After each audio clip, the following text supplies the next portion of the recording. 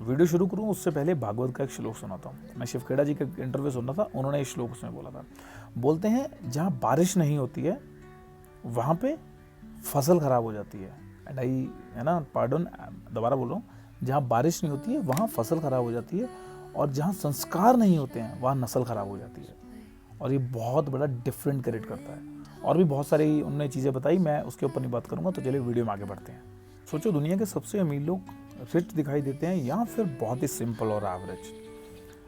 सच्चाई ये है दोस्तों, वो हमेशा सिंपल और एवरेज ही दिखाई देते हैं। इसका एक बहुत बड़ा कारण है। नमस्कार दोस्तों, मैं हूं इंद्र सिंह और आज हम डिस्कस करेंगे क्यों अमीर लोग इतना सिंपल और एवरेज लाइफ जीते हैं। यही उनकी सक्सेस का या अल्ट्रा सक्सेस का या टॉप 1% में आने का एक बहुत बड़ा रीज़न है। क्यों गरीब लोग, मिडिल क्लास या लोअर मिडिल क्लास लोग ऊपर ही नहीं उठ पा रहे हैं। जिसके पास पैसा आता है उसके पास पैसा और आता जाता है, और जो गरीब है, जो मिडिल क्लास है, वो और नीचे चला जाता है, जाता रहता है। क्यों?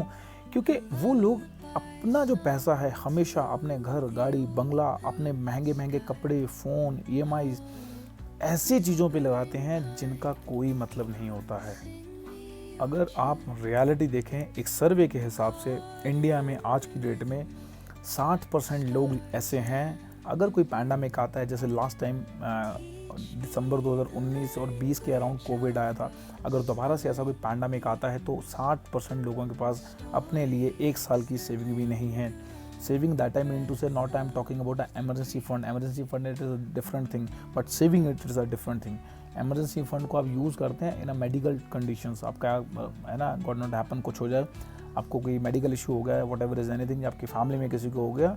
लेकिन सेविंग्स की बात करते हैं कि जॉब चली गई भैया, घर का राशन कैसे चलेगा, बच्चे की स्कूल की फीस कैसे जाएगी, बिजली का बिल कैसे भरा जाएगा, या और जो नेसेसरी खर्चे हैं घर के वो कैसे चलेंगे, आपकी इन्वेस्टमेंट कैसे जाएगी, गाड़ी की इंस्टॉलमेंट कैसे जाएगी। मोस्ट ऑफ द टाइम ये सब चीज़ें आती हैं सेविंग्स में।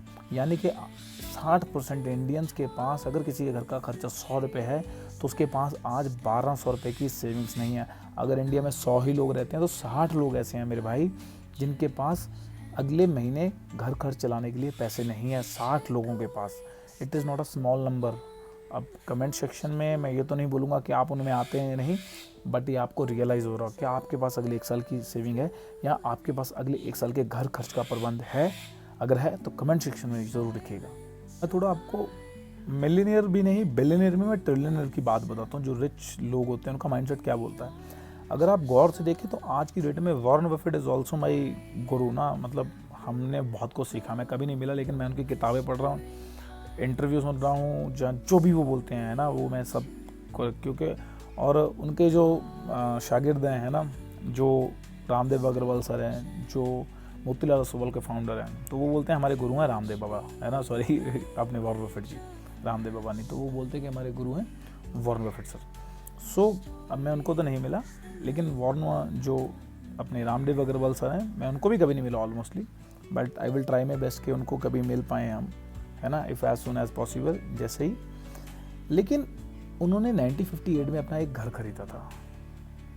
अब लोग बोलेंगे यार जब वो जवान थे तब तो उनके पास बहुत कुछ था।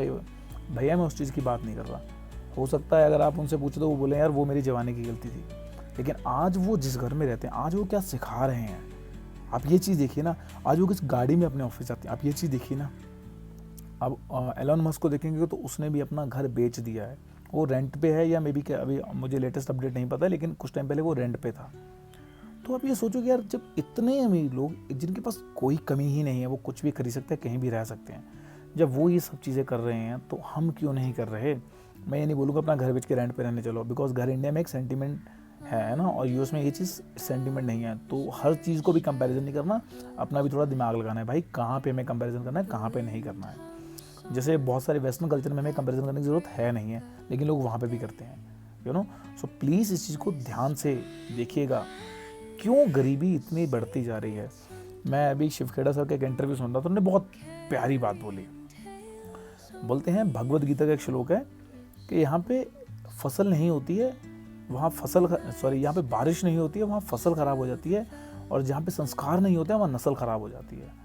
तो भाई क्या मतलब, मैंने भागवत नहीं पढ़ा है, सो प्लीज़ आप पढ़िएगा, मैं भी अभी पढ़ूंगा भागवत, तो उसमें बहुत कुछ लिखा हुआ है। सो गरीबी के ये बहुत बेसिक चीज़ें जो आपको मिडिल क्लास और गरीब बनाती हैं। सो 4-5 मिनट की वीडियो से ऊपर मैं बनाता नहीं हूँ, सो 4-5 मिनट में आई will try my best too much value for you, जितनी लर्निंग आपके साथ शेयर कर सकूँ। सो इस वीडियो में इतना ही, बाकी बात करेंगे हम किसी नेक्स्ट वीडियो के अंदर। सो वीडियो को आप लाइक करिए, शेयर करिए, और अगर 1% की वैल्यू इसमें लगी तो प्लीज़ चैनल को सब्सक्राइब करिए। बाकी मिलते हैं कल सुबह एक और लर्नेबल वीडियो के साथ। तब तक के लिए bye bye, see you all, और मेरी फेवरेट हैप्पी इन्वेस्टिंग।